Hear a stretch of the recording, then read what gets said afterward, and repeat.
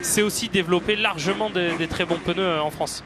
Eh bien, en tout cas, on va s'intéresser à ce terrain, à ces pneumatiques dans quelques instants, savoir s'ils vont tenir. Il n'y a pas trop de raison que ça tienne pas ici à Hangtown sur ce magnifique terrain qui est visité par les pilotes d'AMA motocross depuis les années 70. Jason Anderson sur sa Kawa a signé le meilleur temps à l'issue de la séance qualif devant Sexton, le leader du championnat, Eli Tomac et Christian Craig. Anderson au shot. Oh oui, Anderson, attention à Sexton quand même, avec à l'extérieur. Oui. Sexton qui fait le all shot. Ah ouais, qui est venu aller chercher à Jason Anderson. Et c'est intéressant parce que Sexton, c'est le pilote en forme de l'ouverture. Et Jason Anderson, c'est le pilote en forme ce matin qui a réalisé la pole. Et donc, il veut absolument voilà, montrer qu'il va être là pour le titre outdoor. Anderson, il l'a dit très clairement, il était très déçu de son ouverture. Oui. Et voilà, les trois hommes en forme quasiment de l'ouverture. Et ce matin, sont aux avant-postes. Roxen est là. Ah oui, on a Plessinger, Dungey qui est un pilote assez efficace dans les virages, vraiment. Et je pense que Hangtown lui convient très bien avec son style de pilotage, la façon dont il a de virer dans tous ses virages en dévers. Il va falloir suivre ce numéro 5, donc Rendonji, Roxen avec sa Honda numéro 94 qui est là également, Plessinger qui a pris un bon départ, Christian Craig, Joel Savaggi qui est là, qui est revenu, Shane McElrath aussi, et puis Keroli en 10e position, ou aux alentours en tout cas, 8e même. Alors à suivre, hein, évidemment la remontée peut-être du nonuple champion du monde, Keroli. Vous avez roulé contre lui d'ailleurs dans les années 2000. Ouais, dans les années 2000 et des bananes. Ouais, j'ai roulé quelques années avec Antonio. Lui, il était comme 95% du temps, il était au top, hein, toujours présent, peu importe les conditions, dur, sable. Voilà, il a été chercher 9 titres mondiaux sur une période allant de 2004, je crois, à 2021, donc l'année dernière. Voilà, c'est incroyable ce qu'il a réussi à faire, Antonio. Et là, il est venu avec un autre état d'esprit que Dungey, on en parlait tout à l'heure. Oui, exactement. En fait, si vous voulez, alors on annonce 2 pilotes qui sont sortis de la retraite. J'ai pas aimé, je suis pas tout à fait d'accord avec Antonio Keroli qui sort de la retraite. Antonio Keroli a annoncé l'année dernière effectivement qu'il arrêtait le MXGP, qu'il prenait sa retraite. Et en vérité, il s'est maintenu en forme jusqu'au Supercross de Bercy, qui était assez tard, fin novembre. Et donc voilà, donc en gros, il a fait décembre vraiment en vacances. En janvier, il a commencé à faire un peu de testing pour KTM pour les aider à préparer quand même la saison de Grand Prix. Donc là, il n'a jamais lâché, quoi. Bah, si vous voulez, par rapport au Grand Prix, il a décalé un peu, quoi. Il est resté un peu plus longtemps arrêté, c'est sûr, mais il a quand même pris sa décision assez tôt. Il a repris l'entraînement, je crois c'est fin février, donc il s'est entraîné mars-avril quand même, il s'est entraîné 2 mois, correctement, pas à 100% comme il le faisait pour les Grands Prix, mais correctement. Donc par contre, une fois arrivé aux États-Unis, dans toutes les interviews, ça a été clair, c'est je viens ici pour m'amuser, il veut pas se mettre de pression, et puis on le voit sur les réseaux sociaux.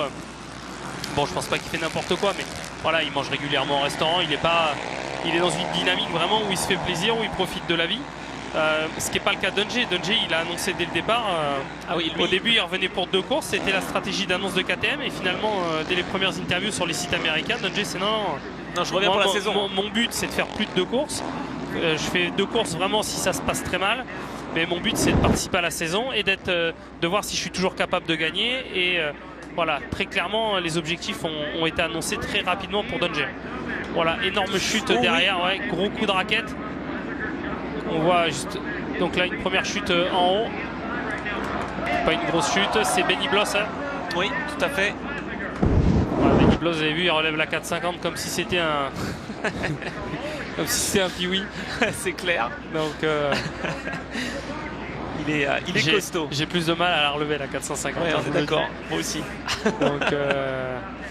Mais oui, en tout cas, Dungey a été très clair. Il est là pour se prouver à lui-même qu'il est capable de revenir à son meilleur niveau. Maintenant, le motocross a quand même pas évolué tant que ça en quelques années. Enfin, je parle du niveau réellement.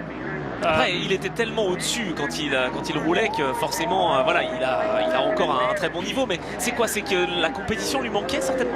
Ouais, je pense que, comme je le disais, en fait, c'est le système américain fait que les pilotes roulent énormément en Supercross de novembre, même ils reprennent en octobre l'entraînement. Ils sont 3 mois et demi d'entraînement intensif. Voilà, arrive la saison de SX qui commence début janvier et qui finit mi-mai. Donc là ils sont à bloc, ils enchaînent 17 courses. Alors on voit une chute de Plessinger, ouais, juste devant qui du coup Dungey. perd 2 places, peut-être même plus, oui. Et donc voilà, ils ont une saison SX qui est très très dur. Et juste derrière, ils enchaînent l'odeur. Et donc les pilotes américains sont plutôt à bout mentalement plutôt que physiquement. Donc il avait besoin de faire une coupure. 2017, c'était son dernier galop, on va dire, en course. Et puis il est revenu à Pala et vraiment très très bien d'ailleurs, avec de belles positions pour le pilote donc de cette KTM numéro 5. Exactement, et donc voilà, ils sont plus à bout mentalement. Donc il pensait pas revenir, hein. Je pense que le jour où il a arrêté, lui c'était j'arrête. Il était jeune, hein, parce que là il a 32 ans. Exactement. Donc, il est parti à quoi, 26, 27 ils arrêtent tout ça à cet âge-là. Carmichael a arrêté je crois à 26 ans, Villopoto 26 ans. Voilà, à un an près. À partir du moment où ils sont devant tout de suite et qu'ils dominent en light, c'est pareil qu'en 450, ils jouent le titre pendant 5-6 ans maximum. Voilà, quand un pilote se donne à 100%, parce que là on parle vraiment de warriors, des mecs qui donnent tout pendant une dizaine d'années. Ben, à un moment donné, le désir, l'envie de s'entraîner au quotidien, c'est même pas tellement les courses finalement, c'est tout ce qu'il y a autour, c'est les voyages, c'est la pression, c'est... Voilà, des pilotes comme ça va être des shootings chez Fox, chez Red Bull, chez KTM, des voyages un coup en Autriche pour aller voir l'employeur, le machin. Ah oui, non, c'est fatigant. C'est un ensemble de choses, des fois même autour de la compétition, plus que la compétition en elle-même, quoi. Si on prend la course, c'est 17 jours de compétition en Supercross, 12 en outdoor, voilà, c'est 29 journées. 29 journées sur l'année, c'est rien, c'est vraiment tout ce qui est autour toute l'année. Les États-Unis, en plus, on le sait, il y a les décalages horaires de la côte Est à la côte Ouest. On peut, là, voilà, ici, ils sont en Californie, ici, la semaine prochaine, ils vont sur la côte Est, ils peuvent prendre 5-6 heures de décalage horaire au niveau du sommeil, pardon, 4-5 heures. Donc voilà, il y a tout ça à gérer aux États-Unis, et donc les pilotes se retirent généralement entre 25 et 28 ans maximum. Et donc là, un mec comme Dungey s'est bien entretenu physiquement. Il a continué à faire de la moto pour le plaisir et il a entretenu quelque part un tout petit peu, il a maintenu un certain niveau et donc il a décidé de revenir. Voilà. Ah, c'est génial d'être ici, d'être de retour à Hometown. Vraiment, je suis très content. C'est vraiment fun, hein, de regarder ces courses-là. Je vois que Anderson, Sexton sont en train d'attaquer fort. Alors là, je suis pas sûr de moi. Vous me reprendrez sur l'hashtag s'il y a une erreur. Je crois que c'est Chuckson. Ouais, je l'ai pas bien reconnu, mais oui, c'est un champion. C'est Chuckson, ouais, voilà. Qui a dû participer, qui est champion outdoor, qui a dû participer au motocross des nations à Lommel pour l'équipe américaine. Ouais, ça doit être Chuckson, c'est ça. Ouais, en 80, il a été vainqueur. Exactement, j'étais pas né, donc voilà, je suis pas tout à fait sûr de... Non, mais je l'avais pas reconnu, mais il a changé un petit peu, hein. On voit Anderson qui est vraiment très fluide là dans ses virages, qui roule vraiment très bien. Beaucoup de mobilité dans son pilotage, il rend la moto très efficace. Il y a des pilotes qui attendent vraiment après le comportement de la moto pour aller vite, mais ce qu'il faut pas oublier, c'est que voyez, ce petit cabrage derrière, il recule le bassin tout de suite pour absorber les trous. On parle souvent de moteur et de suspension en motocross, mais je peux vous dire que les motos modernes sont quand même plutôt bien suspendues et les pilotes sont aussi vraiment une grosse raison pour laquelle les motos sont efficaces. Et quand on voit le pilotage de Anderson, je peux vous dire, il y a des heures de testing, la moto doit être très bien réglée, mais le pilote la rend absolument efficace. J'allais le dire, il s'est tellement bien adapté à cette Kawa, c'est assez fou, hein, de le noter. Hein. Effectivement, bon, il était vraiment bien sur le ski, il est quand même champion US à son guidon. C'est vrai.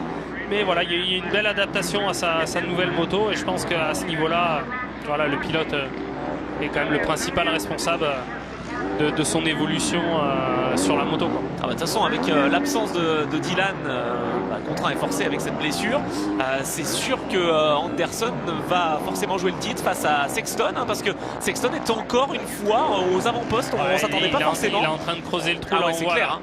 Après 9 minutes de course, 6 secondes d'avance. Il a déjà 6 secondes d'avance, il continue de creuser. Ouais, il est un petit peu au-dessus quand même en ce début de saison chez Sexton. On se disait peut-être qu'à Pala c'était son circuit, qu'il était en forme et que c'est ce qui expliquait sa domination. Effectivement. J'ai l'impression qu'ici il est efficace aussi. Hein. Il est très efficace. Alors ensuite on a Jason Anderson, voilà, qui fait pourtant du bon boulot. Ken Roczen. Ouais, qui revient là, Ken Roczen justement sur Anderson. Exactement, on a Eli Tomac qui n'arrive pas vraiment à suivre le rythme, alors que là on revoit Dungey à la bagarre avec Christian Craig, et Christian Craig qui passe Dungey comme la semaine dernière. Il est rapide, Christian Craig, vraiment. Mais attention à Dungey, deuxième course, il revient maintenant, voir si les écarts vont se maintenir un petit peu, se stabiliser aussi. Parce que c'est ça qu'il faut regarder maintenant hein, avec Dungey par rapport aux objectifs que lui s'est fixé, qu'il a annoncé. Le but, pour lui, c'est de revenir à son meilleur niveau. Donc ça veut dire se rapprocher de la gagne et des podiums. Bien sûr, d'avoir un autre titre éventuellement. Exactement. Là, bon, on en est loin pour le moment et c'est très tôt dans la saison. Mais voilà, c'est ce que lui, il envisage en tout cas. Et donc ce qui est important, c'est de regarder plus que les places, c'est les écarts à l'arrivée. C'est ça qui est finalement intéressant dans sa situation à lui. Par exemple, si là il y a une ou deux chutes, par exemple, des petits accrochages et que finalement il finit 4e, les gens diront la semaine dernière il fait 5e et cette semaine 4e. C'est surtout les écarts à l'arrivée avec le premier qu'il va falloir contrôler, savoir s'il arrive à diminuer un peu le temps. Tout à fait. Et donc ça va être sa priorité. Alors qu'on revoit ce ralenti.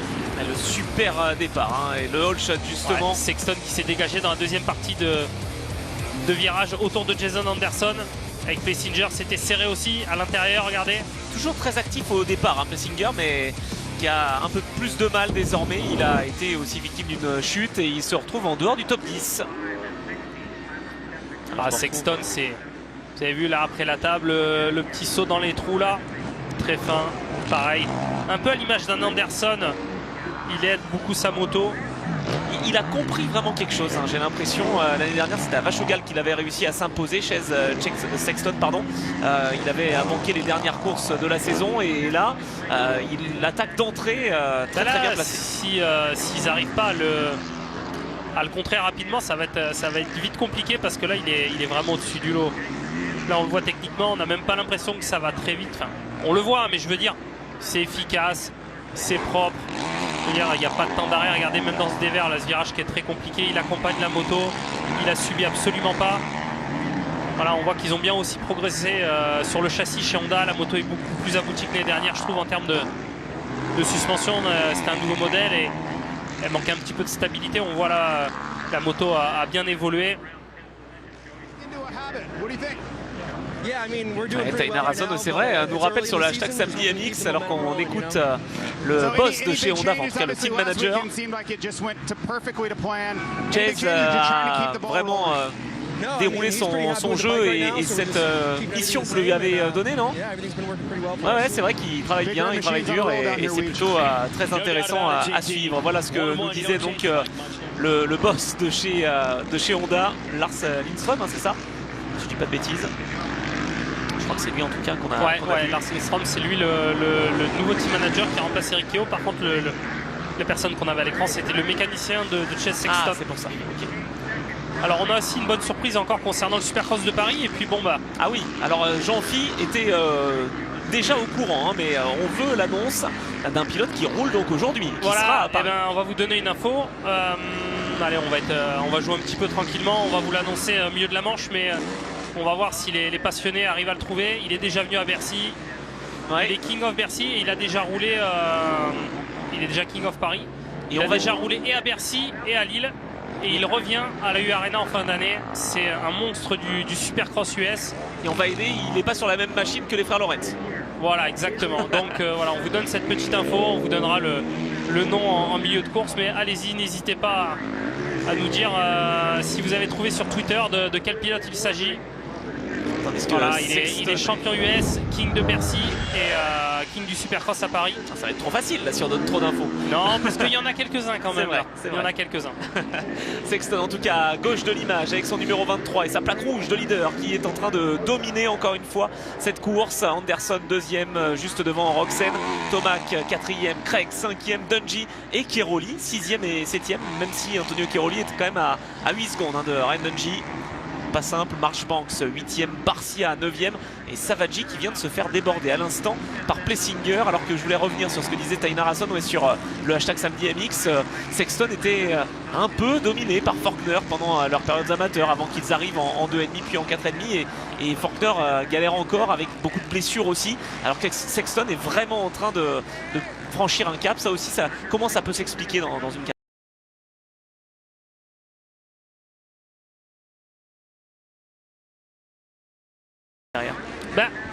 si vous voulez, Anderson, c'est un pilote au profil assez régulier. Moi, j'aime beaucoup.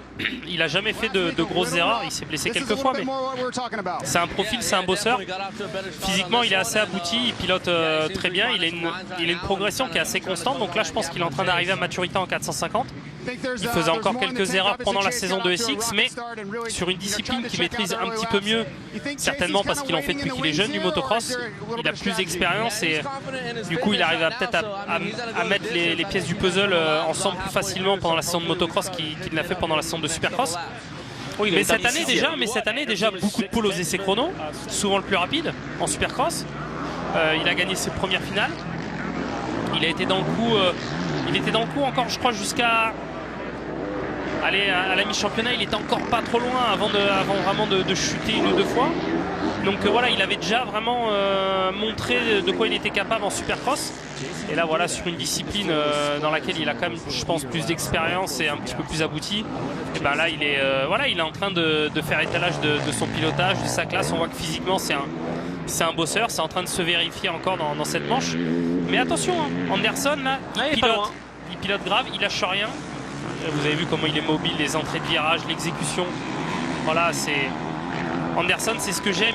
Il s'adapte toujours un peu aux situations. Il a une vitesse d'exécution dans ses mouvements, en mobilité et tout. C'est vraiment super ce qu'il fait sur la moto. C'est un plaisir à regarder. Ah ouais, c'est évident. Hein, avec et il a repris une petite seconde à Sexton. Donc voir, on n'a pas vu à Sexton à image. Est-ce qu'il a fait une petite erreur ou pas, ou est-ce que Anderson est en train de faire tomber les temps? Et ben ouais, Anderson vient de réaliser son meilleur temps en 2:10.1. Tout à fait, Anderson qui revient, alors il n'a pas perdu beaucoup hein, Sexton, mais tout de même entre 6 et 8 dixièmes de reprise par Anderson sur le pilote Honda. Et puis derrière on a Roczen qui n'est pas en mesure de revenir sur Anderson. Tomac et Craig sur leur Yamaha sont bien là. Christian Craig hein, qui a réussi vraiment à passer de 2,5 à 4,5 sans gros soucis, hein. Il est derrière son équipier. Hein. Ouais, et puis je pense que Christian Craig il est dans une situation assez intéressante quand même. Il sort de la catégorie 2,5 dans laquelle il vient de prendre un titre. Oui, en SX, ouais, tout à fait.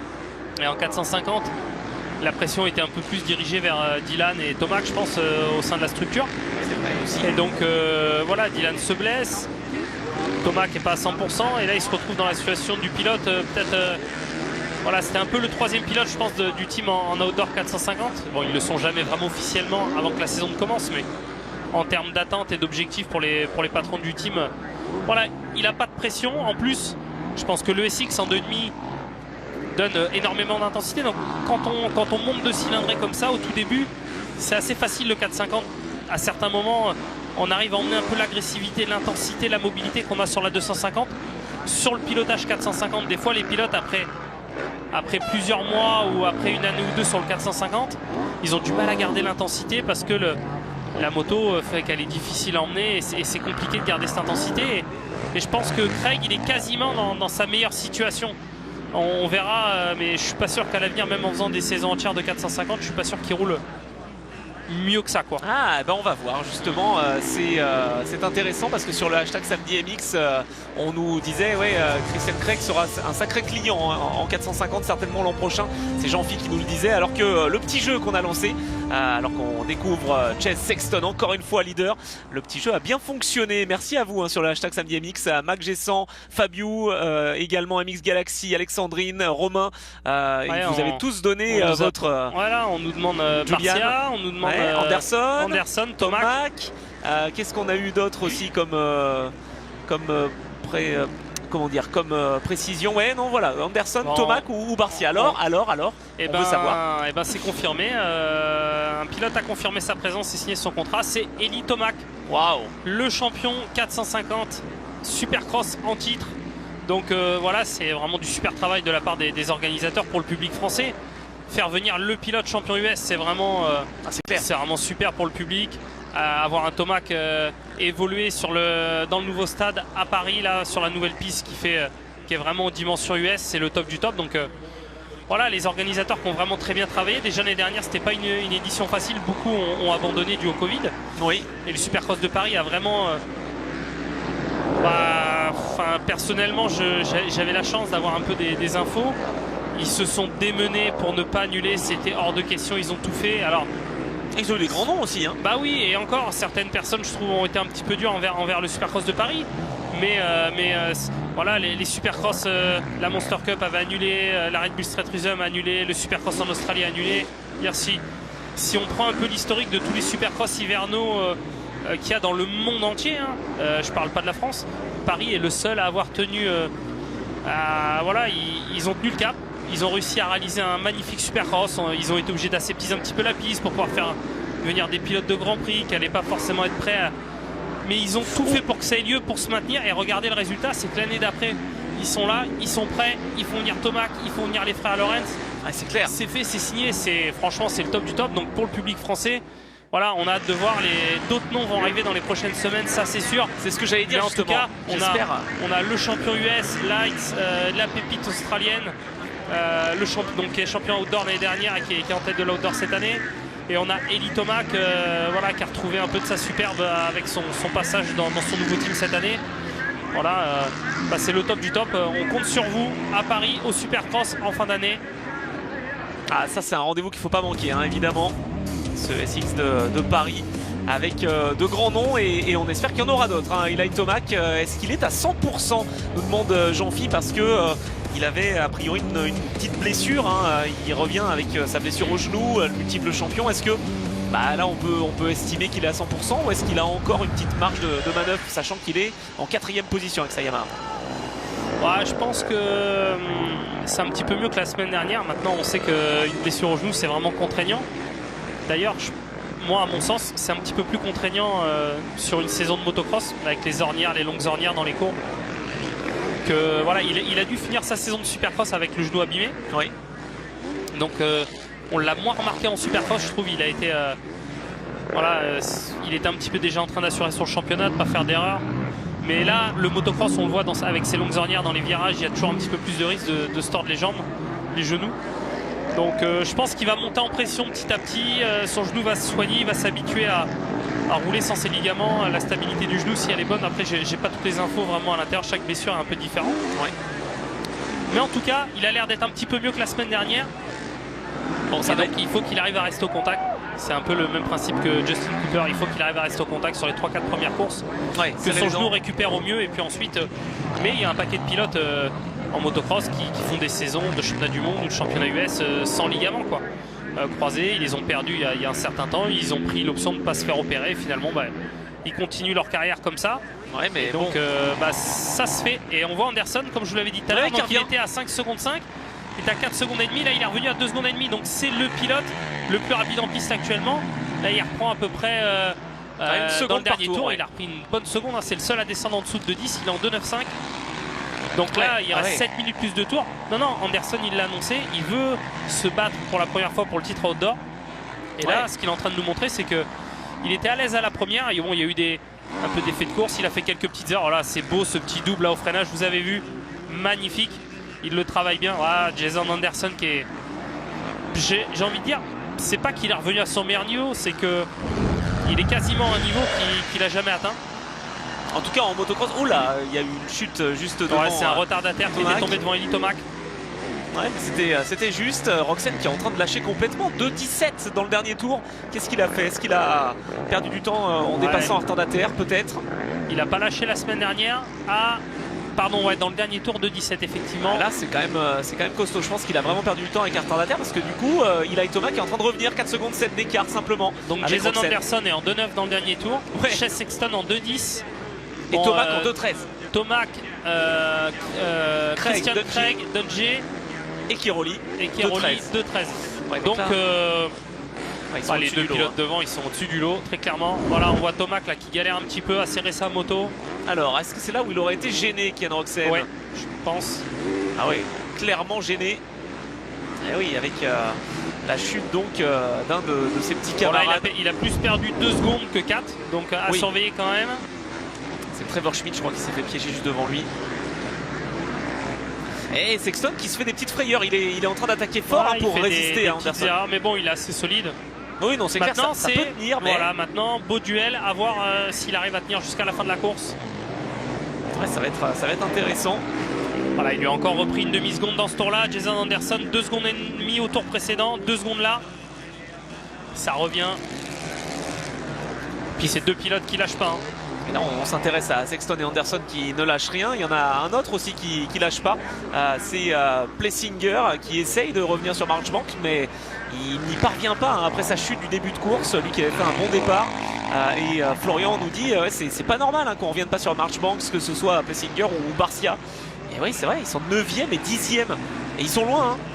Il y a 14 ou 15 secondes d'écart entre Marchbank et Barcia, entre la 8e et la 10e position. C'est curieux de ne pas voir Justin Barcia plus à son aise avec sa gas-gas. Ouais, bah, Barcia, il évolue pas trop dans son pilotage. Hein. Ce temps s'est passé avec certaines situations. C'était un petit peu mieux que les années précédentes, mais en outdoor, il est vraiment un peu partout au rupteur. Il manque d'efficacité dans son pilotage. Mais regardez, là, quand on voit Sexton rouler, Anderson, même s'ils sont agressifs, il y a de la fluidité dans le pilotage. Barcia, c'est rupteur, coup de frein, beaucoup d'angles dans les virages. C'est violent. Il casse sa... En fait, voilà, il n'y a pas de vitesse linéaire dans les virages. Il est souvent en train de casser sa vitesse. Regardez Sexton, là. Il ne s'est pas assis dans la courbe, il n'y a pas de coup de frein. Ce que ferait Barcia, il s'assoit, il met des coups de frein et des rupteurs. Donc, c'est pas que je critique Barcia, c'est que dans l'analyse, là, quand on voit rouler ces deux pilotes-là à la télé, regardez, c'est linéaire, c'est propre, c'est hyper efficace. Et c'est justement là où on fait la différence. Debout là, il a même pas sorti la jambe quasiment Sexton. Ouais, il faut toujours rester, avoir une vitesse de passage en courbe. Exactement. Et un Barcia dans le dernier tour, c'est un 2.14 pour les leaders en 2.9, c'est 5 secondes au tour. Même pire, 2.16. 2.14, c'est son meilleur tour. Il est en 2.16 dans le dernier passage de Justin Barcia, c'est loin, très très loin. Voilà, donc il est à 5-6 secondes des premiers au tour, sur un tour. Ouais, non, c'est vraiment compliqué. Alors que Sexton et Anderson, là ça se précise, 1 seconde 6 d'écart entre les deux. Anderson qui grignote. Voilà, oh, là oui. Sexton qui vient de faire Ah bah voilà, la petite erreur. On va voir comment réagit Sexton. C'est le premier coup depuis le début de la saison qu'il est sous pression. Et je peux vous dire qu'à mettre la pression, Anderson est très fort à ça. Oh oui, le vice-champion SX 2022 aimerait bien donc décrocher le titre en outdoor. Il attaque fort et il a l'air d'être très à l'aise hein, sur cette Kawa. Attention au dépassement des retardataires. Oh, c'est regardez Anderson à l'intérieur, il va peut-être le surprendre dès le premier coup, dès la première tentative. Et il y va, il plonge. C'est fini en bas, c'est fait. Ça y est, et Sexton qui a même fait tomber un retardataire. Vous voyez, tout à l'heure, c'est de ça que je parlais par rapport à Jet Lawrence. Des pilotes comme Anderson, ils savent se créer des opportunités. C'est d'ailleurs un peu... C'est leur point fort. Moi, dans ma génération, par exemple, j'avais les frères Pourcel qui étaient assez bons à ça. Christophe et Seb, c'était des pilotes qui doublaient dans les débuts de course ou dès qu'ils étaient au contact d'un pilote. Et des fois, c'est des choses que les pilotes ont un peu en eux et c'est difficile à travailler. C'est une des seules choses qui est quasiment impossible à travailler à l'entraînement, les dépassements. Voilà, vous avez vu Sexton, dès qu'il a eu la pression, voilà, il s'est fait doubler et là, il ne suit pas du tout le rythme pour le moment. On va voir s'il arrive à s'accrocher. Ouais, il faut essayer de limiter toutes ces petites erreurs hein, qu'il nous offre depuis quelques tours de cela. Il a perdu confiance, hein, le fait de voir Anderson passer et il n'a pas traîné Anderson vraiment au moment où il a eu l'opportunité, il y est allé. Ouais, Anderson il s'est pas affolé en début de manche. Par contre là je peux vous dire, il a claqué des 2.9. Ouais, c'est clair. Il est revenu. Attention, hein, il lui a repris 6 secondes. 5 secondes 8 exactement. Alors on revoit ce qui s'est passé avec Grant Harlan hein, qui tombe un peu poussé, un peu écarté par Sexton. Et Anderson en a profité. Et là il y a plus d'une seconde hein, d'écart entre Anderson et Sexton désormais. Ouais, des très bons tours, hein. 2.10, 2.11, 2.9, 2.10. Il est constant et il est rapide. Roczen 2.14 dans le dernier tour, Tomac 2.13, Christian Craig 2.13 également, Dungey 2.15. Ah ouais, non, il est en forme Anderson et il voudrait se battre pour le titre en effet en motocross outdoor. Sexton toujours bien placé deuxième hein, cela dit.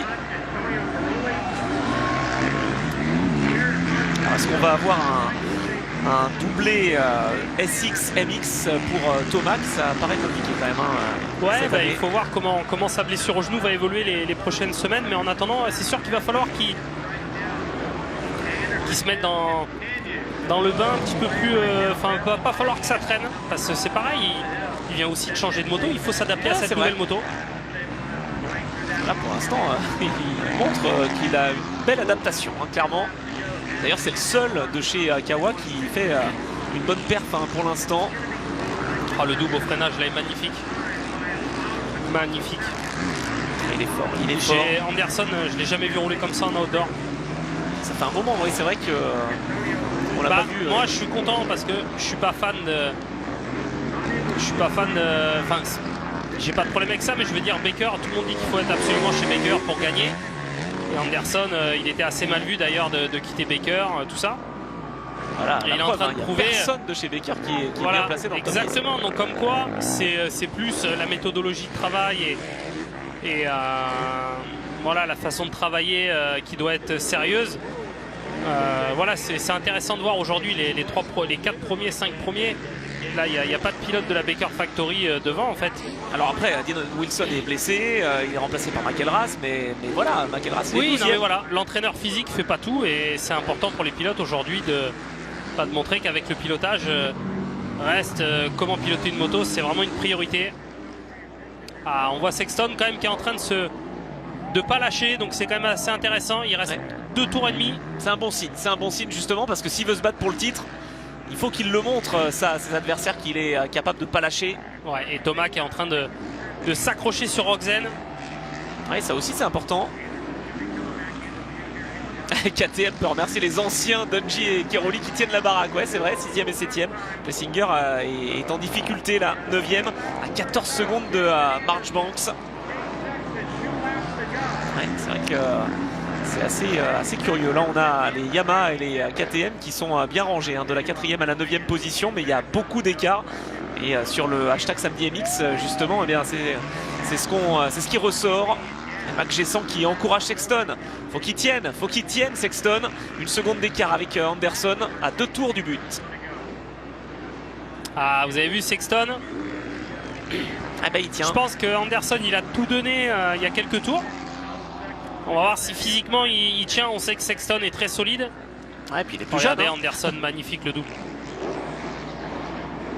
Ouais, peut-être qu'il s'est mis aussi à 105% là pour et puis passer. je pense que Sexton derrière a pris aussi quelques traces de Anderson. C'est un pilote intelligent, il s'est servi.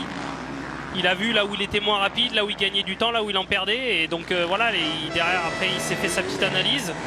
Et finalement voilà, ça lui permet de...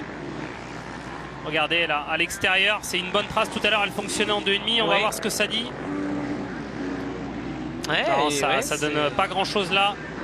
L'intérieur a évolué de nouveau dans le bon sens, donc c'est un peu plus équitable. Après, il n'a pas perdu de temps. Non, il n'en a pas perdu non plus. Mais tout à l'heure, il permettait des dépassements. Regardez, on voit Anderson qui commence à faire des erreurs physiquement. Il est un petit peu juste, mais il a la grinta, il lâche rien, donc c'est ce qui va peut-être le sauver. Mais il y a un tout petit peu moins de mobilité que tout à l'heure. Il a les coudes un peu plus bas à certains endroits. En tout cas, belle bataille, vraiment entre Anderson et Sexton. C'est clair. On se régale entre le pilote Kawa et le pilote Honda. Avec des conditions un peu meilleures qu'à Ernée aujourd'hui pour les qualifs du MXGP. Ah oui, c'est clair, on en parlera ça d'ailleurs juste avant la deuxième course de 2,5. Le MXGP en France, la 10e manche de la saison motocross Grand Prix. Eh bien oui, ça sera demain sur Automoto, la chaîne en direct à partir de 13 h avec Jean-Christophe Vasquetto et tous ses invités. Alors que là, on devrait voir le drapeau blanc au prochain passage, si je dis pas de bêtises. Voilà, dernier passage devant les mécanos. Allez, le dernier virage pour entamer le dernier blanc, tour. voilà, pour les 2 leaders. Et puis il y a quelques attardés devant. On espère que ce ne sera pas un facteur parce qu'en plus, ils sont en bagarre. Alors, on a vu tout à l'heure qu'Anderson en a profité justement de ce dépassement du retardataire pour Sexton. Très honnêtement, c'est difficile de gagner Anderson dans les duels comme ça. C'est une de ses qualités d'ailleurs. Lui, la pression, il se la met pas trop. Dans les dépassements, il est agressif, il est malin, c'est un filou. C'est difficile d'avoir le dernier mot sur Anderson dans des bagarres comme ça. Ouais, il défend bien Anderson, mais Sexton est en train de chercher l'endroit où dépasser. Là, donc déjà, il a 2 pilotes devant Anderson. Il va pas pouvoir faire le double au freinage. Non. Alors attention. Non, il ne l'a pas fait justement, mais oui. Bien vu. Et il y a toujours les retardataires. Oui, Marshall Veltin notamment, qui se retourne. Là, ça y est, il a laissé passer, tant mieux. Et c'est R30 déjà qui prend un tour. Ouais, là, on est vraiment sur un autre rythme avec Anderson et Sexton. Ils sont en train de mettre une correction à l'ensemble du peloton. De toute façon, Rogzen 3e à 30 secondes. Ah, regardez l'extérieur là. Non, mais Anderson, il lâche rien. Ah ouais, on le savait, il a bien défendu.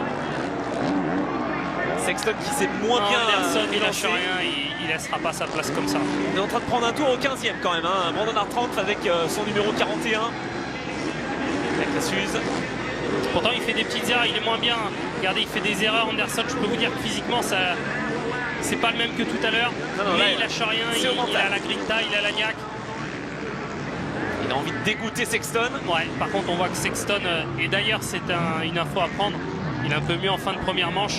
Et donc c'est un facteur pour la deuxième manche. Sexton, on l'a vu là sur les panneaux jaunes, là dans les vagues, c'était chaud. Ouais, complètement. Ouais, regardez Sexton qui est dans la première vague, dans la première ornière à l'intérieur, là il a repris du temps. Il y a peut-être quelque chose à faire dans les derniers virages pour Sexton, regardez. Ouais, il le sent Sexton avec sa Honda numéro 23, l'auteur de la plaque rouge de leader du championnat. Ah, ça va être compliqué là, normalement s'il fait pas d'erreur, Anderson c'est fini après le pain dessus, qu'il peut pas faire grand chose Sexton. Ouais, mais bon, il dit pas son dernier mot, alors il pourra pas dépasser, mais en tout cas il a montré qu'il avait encore le rythme jusqu'au bout. Victoire pour Anderson devant Sexton. Ouais. Oh, superbe. Voilà, on a apprécié. Regardez Roxen à 27 secondes. Oh, c'est incroyable, 27 secondes d'écart entre les deux premiers et Ken Roczen qui revient et qui pourtant n'est pas à manche. Et Tomac derrière. Tomac qui tient à 4 secondes. Tomac qui a progressé par rapport à la première course, je trouve. Ouais, non, c'est vraiment, vraiment bien pour Eli Tomac qui sera donc à Paris. Et on reviendra aussi sur